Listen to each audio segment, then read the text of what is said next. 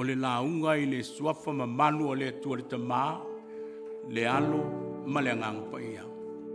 Amene. Fai mai le manatu ao ao, a ngai atu I le malo. Manatu ao ao na le vai aso a atoa. E fai mai le autu o le aso, le asa lenei e valu. O le Malosi o le Talalelei. The gospel imperative. O le Malosi o le Talalelei. Au filifilia le foi upo e luas puluiva e o le tolusu tasi. E fai ma Matua e au mai ai se au a onga tāua mo I tatou e lenei asa. E wha pēa lalo na whai tauina. Faalogo mai a Isaraelu e. O le Alii lo tatou Atua. O le Alii e toatasi ia. Ia e alofa atu, ia e alofa po I le Alii lo Atua malou loto atoa. Malou anganga atoa. Malou Manatu atoa. Malou Malosi atoa. Ia e alofa atu I le lua te tua oi. Ia pei o oe lava I ate oe. Matua na. Faalogo mai a Isaraelu e. O le Alii lo tatou Atua. O le Alii e toatasi ia. Ia e lofa foi le Alii lo Atua malou loto atoa. Malou anganga atoa. Malou Manatu atoa. Malou Malosi atoa. Ia e alofa atu I le lua te tua oi. Ia pei o oe lava. Ia te oe.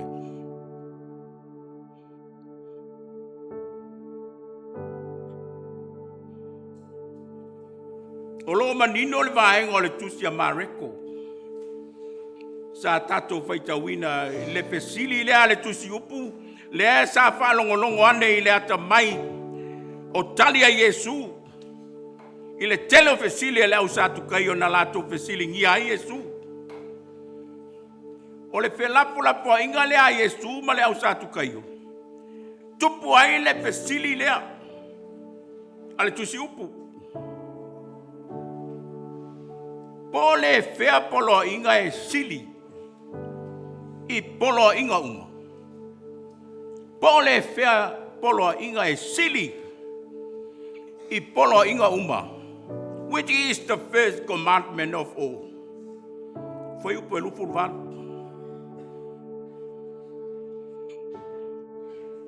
Sila ia I le nganga o le fesili. E leo manao mia le fesili le whaasolonga o numela. Mai le tasi e o I le sepulu, le ai. A o lo whaatatau le fesili I le mawalunga. O le tūlanga o se tasi se ngā luenga wa filifilia iai o ia. The weight and the dignity. Mosi na whataita inga. Tuloa, o le fea o le matai Alii, ma le matai tu la fale, e maua lunga o la tūlanga. O le fea. O fesili tonu lava le tusiupu, I le tūlanga fete e nai o lo soi fua ma o la aita ngata, le lalolangi i ona po nei. E whape nā poila le fete na inga o tā ofi o le au tusiupu ma le au presei o ai maise o toi ina o iuteia. Lea e sa whalongolongo. I le whelapo lapo inga a Iesu ma le au satukaio. I le tala o le fuafuanga. Whaia e le atua le tangata I lona whātusa pa ia.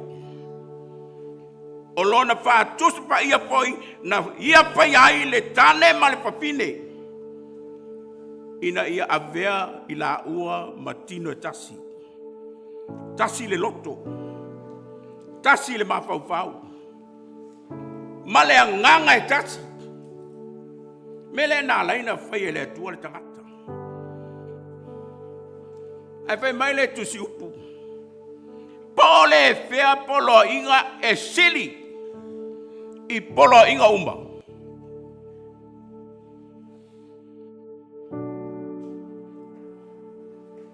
O le tali manino a Iesu le fesili al tusiupu.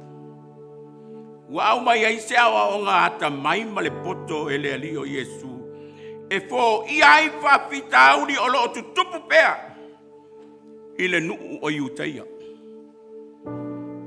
Le itu ai ngā langona le na tupu ai I tutonu o so o Iesu e toa lua.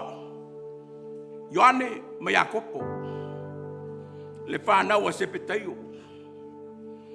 Fai mai o ane so o ia e toa lua o Iesu o tawanau Iesu. Le awawe. Ua mamana nao.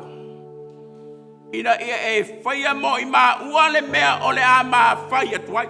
Se vai e le mawawau. Fesili leo Iesu. Se a le mea lua te mana nao iai o te whaia mo o lua. La fai mai lea. Fai mai lea o le wari e toru. Ia e tuu mai a te I maa ua ma te nonofo o le tasi I le itu anga vale o ilo itu anga vale. Ma le tasi ilo itu tau matau. Ilo ma malu. E mai ai.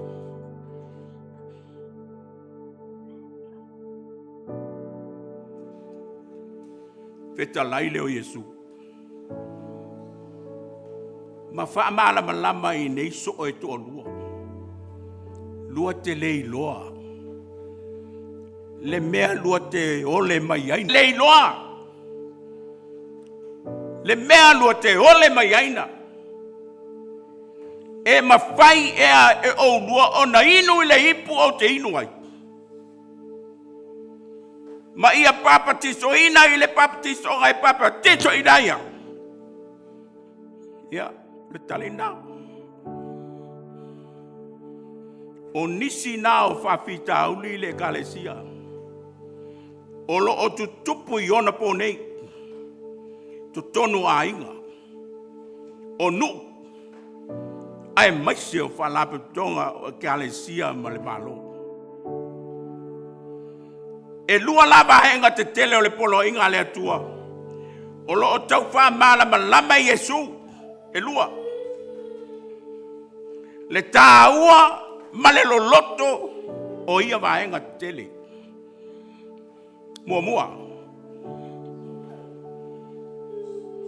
O le tauti nonga tangata iutaia e pei ona wha mawina le teu te lome ono. Foi upo e lima e wha pea. Ia e alofa atu I le Alii lo Atua malou loto atoa. Malou nganga atoa. Malou Malosi atoa. You shall love the Lord your God with all your heart and with all your soul and with all your might. Lua. O lo tā ua le lewe kito, sifuru ma le iwa whai upo sifuru malu. I whapea. Aua e te tau I masui. Aua whai le whaamoe moe lo wita I tangata o lo nu. A e te alofa atu I le lua te tua oi, ia pei o oe lava. Ia te oe. Moli mau lea whale whenga inga tuai. Ole moli mau whale whenga inga tuai. A whai e te alofa I lea tua. E te tau foi la. Ona e alofa atu I le lua te tua oi. Maoi. Whai te alofa I lea tua. Ia alofa atu foi I le lua te tua oi. Whenga inga le ole. Ole wha ole. O le manatu na whaalwhenga I tuai. O lo wha malama la Iesu. I le tusiupu. Ma e sa whaanongolongo I ai. Le winga lo loto. o le tūla fono whaaulo. Le tau tala e mātaio, lospa lua pai upa tonu wha, e o le whātu. Ma o le whaavae tonu le nā, o le tūla fono whaaulo. Le tau tala e mātaio. E mai mātaio. Ua whaalongo le au pariseio. Ua le mautali ia te ia le au sunak, le au satu kaio. Ona latou whapoto ane ai lea mea. Ona fesili whatopo mai lea o so latou. O lea au tu la fonora lea ua whai masui. Whai mai lo mal fesili. Lea wau. O le fea tu la fono e sili. O le fea tu la fono e sili. Talai leo Iesu i lea wau tu la fono lea. Lea wau e. O le fea poloaiga ua i le tu la fono ua sili. O le fea poloaiga ua i le tu la fono ua sili. Talai leo Iesu ia te ia. Te alofa atu i le alii iloa Atua. O winga i o le tu la fono o le wha manga leo le tu la fono. Te alofa atu i le alii iloa Atua. Malou loto atoa. Malou anganga atoa. Malou manatu atoa. O le poloaiga mua na. Whapena fo ilon rua. E te alofa atu i le lua te tua oi. Ia pei o oe lava. Ia te oi. Ma o nā poloaiga e lua. Ua autu ai le tula fono ua taua o le au perfeta. Lea ua avea mā tatou matua o le nitai au. Faalogo maia Isaraelu. O le alii lo tatou atua. O le alii e toatasi ia. Ia e lofa fo i le alii lo atua malou loto atoa. Malou anganga atoa. Malou manatu atoa. Malou Malosi atoa. Ia e lofa atu i le lua te tua oi. Ia pei o oe lava. Ia te oe. Lalolangi nei tatou te olai ma soifuai. O lo o tumu ma whaula i tangata e fia maua ni fisosoani mo i latou. Tangata e le lava le tamau ainga. O lo latou maua i aspai so. Ai no no solo i whalapu toa o i whaolonga o whale titele. Ua tatou wa ai. Tangata e matua mati tiva lava. Tangata le aini mea no nofo ai. O e matua vapi api le latou sila whakerisiano i maftianga o lo o tutupu pea i o latou o langa. Le nganga o lo fia ta tuliloa. E whape fea o na whatino lo tatou alo lofa atu. I e olo i o tatou tuao. Whapefe. Tangata nei. Whapefe o na whatino loa lofa atu i tangata nei. A o lepe maritu la pono e lofa atu. I le lua te tuao. Ia pei o oe lava i ate oe. Whapefe o tatou whatino le vaenga lona rua leo poloaiga. Ia e lofa atu i le lua tua oi. Ia pei o oe lava i ate oe. Me pitelenga Iesu. O le tūla fono whaaulo mo tangata uma.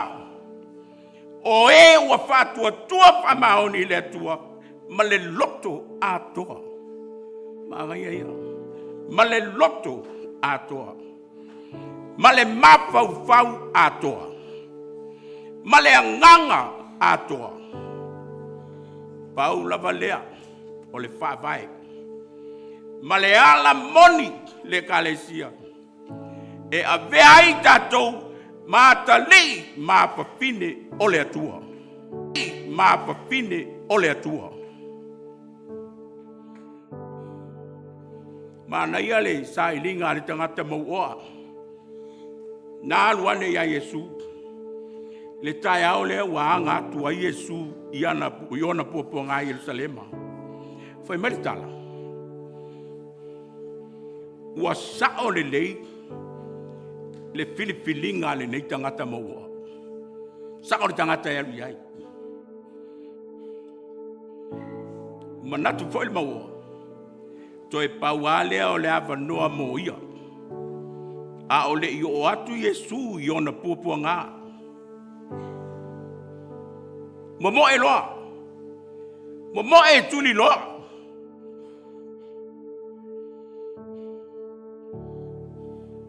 Fai mai ua toa tuli. Toa tuli lumo Iesu, masongi vai o Iesu ua ipo. Ona fesili lea. Lea o ao le leie.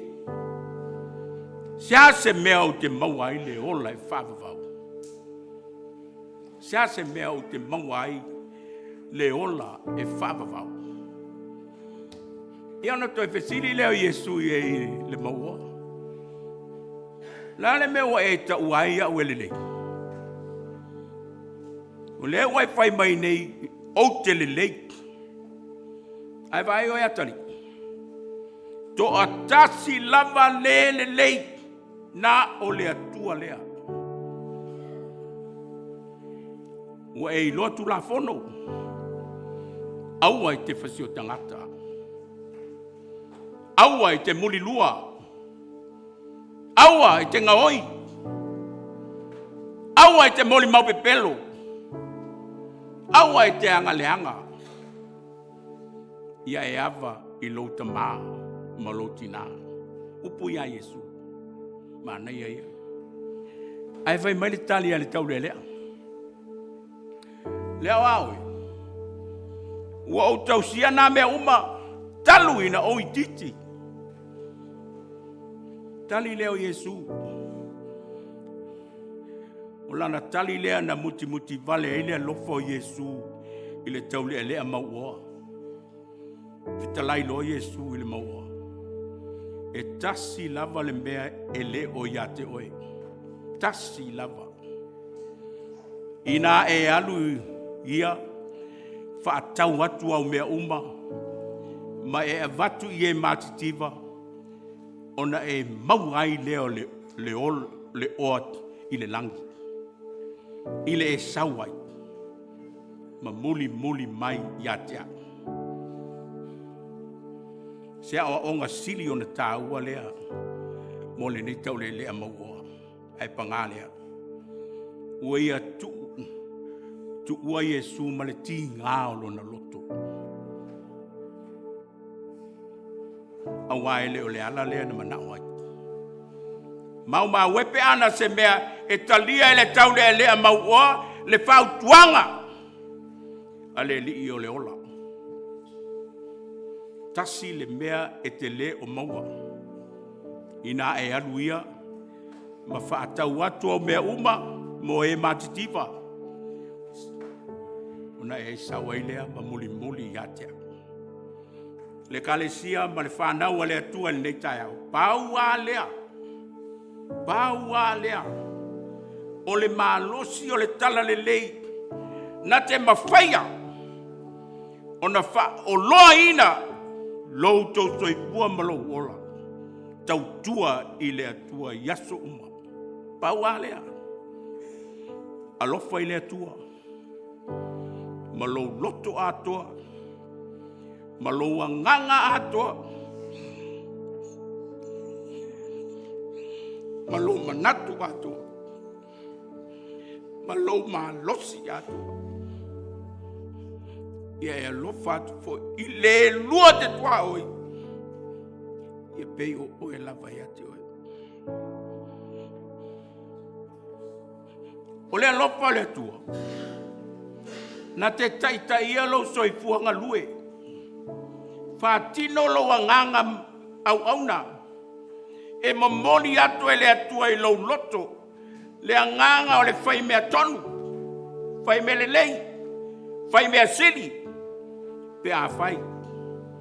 e whaavai o tatou loto uma, tū la whono whaaulu. E pei o nā oa o mai e Iesu mo i tatou lenei tai au. Polo inga lava lea mo tangata uma, e le mo nā si vaenga. O e alo lopa moni le atua, i to tonu o loto a ano.